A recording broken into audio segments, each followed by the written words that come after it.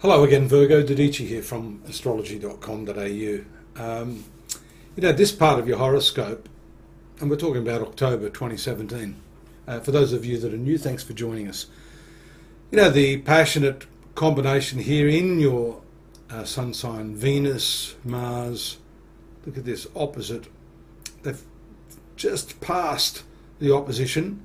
Venus only just passing. This can show a lot of confusion in your relationships. In some cases, the other way to read this is a whole lot of idealism. So it's nice to know later on, and I'll show you as we animate the chart, and people have been loving this new way that we're animating it, so you can actually see what I'm talking about here. Here you see these red lines directly opposite, indicate this passionate combination of Venus and Mars being in an ill aspect to Neptune in your 7th house of marriage and relationships. Just prior to the 1st, you would have seen in the latter part of September this Mars opposite Neptune, which we may have talked about last month, making you feel a little ineffectual. But I think that's going to change over the month. And let's take a look, for example, when the moon swings up into this 7th house, just there, you see that these idealistic tendencies could once again come back. Moon is ruling your 11th house of life goals and ideals as well. So this shows us that you've got some pretty strong leaning towards working through these issues. For those of you that are not yet hitched, this could be a time where you really refine what it is that you want in your relationships. Of course, relationships has to do with business associations. The 7th house also has to do with other people generally. There's also a strong focus here in your 2nd house, and this has to do with finance. This is obstructed, firstly, by this strong 5th house Pluto, which is staying there for many years. So you're going to see this every year or so. But what's nice is that the slower moving Jupiter has exited that pretty tough aspect. Mercury and Sun show us the intensity of your financial focus at this time around the 3rd. So let's take a look at how these planets continue. I'm interested to see that, for example, the 8th house moon, which is also going to make a conjunction to disruptive Uranus. The opposition again to the Sun. This is a full moon, by the way, around the 6th and 7th. And this is everything to do about your finances, your shared finances here, your personal income here, and the challenges that we see also here to Pluto. So although you may have the willpower and the drive to get what it is you want this month, you may in fact be obstructed here. 5th house is your creativity. It's your children. It's that, believe it or not, it is a spiritual house of the zodiac, along with this 9th house and this 12th house. A lot of people don't talk about this 5th house being a refined form of, it's the 9th house to the 9th, 1, 12, 11, 10, 9.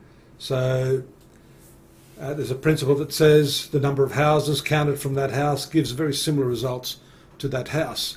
So Pluto's working through there. You're challenged here financially. You may want to earn more, but you may be challenged by the fact that you want to be doing something else. You may not be feeling creative enough in the work that you do.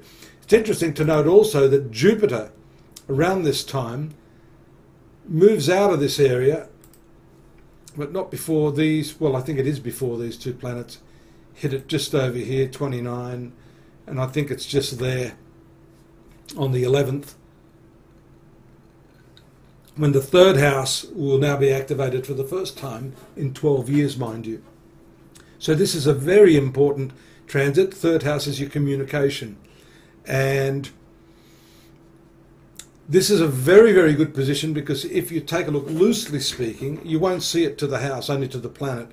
But this house here, the third house, is 1, 2, 3, 4, 5. Again, bringing that trine energy, what we call the 120-degree aspect energy, commencing. It's going to sweep across this 7th house in terms of its site over the next 12 months.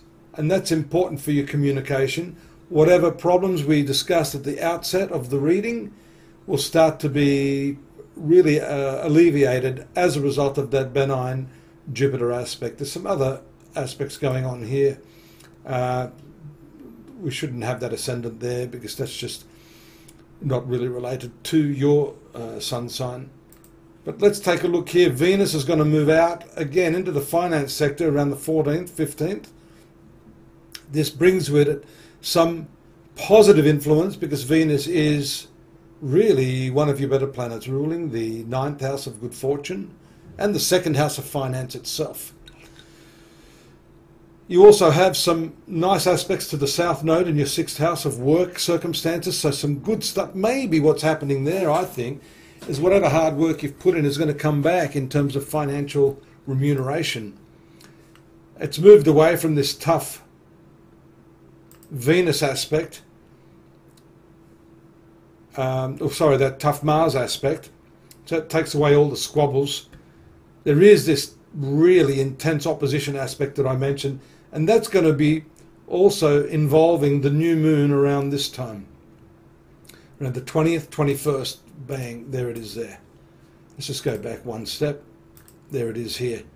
So here we see the abrupt nature of Uranus impacting upon your finances, and loosely, it's not actually, but the moon will bring that energy back into the 3rd house here.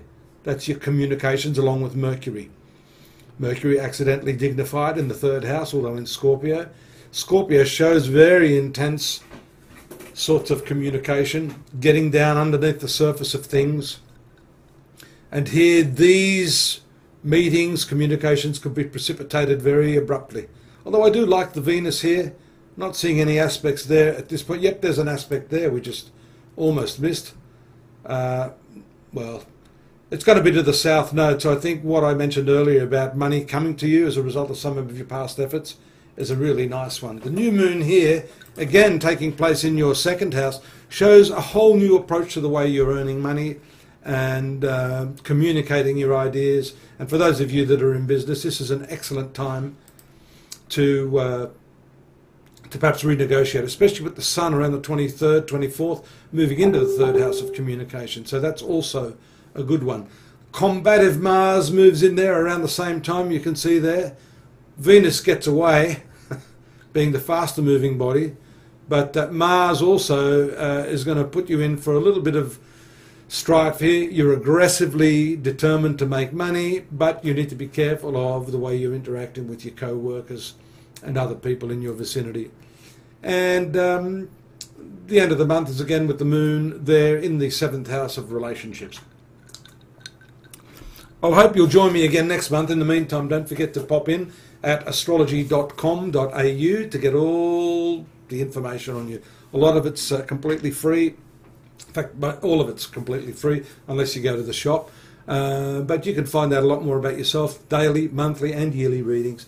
And hopefully I'll see you again next month. Take care now. Bye-bye.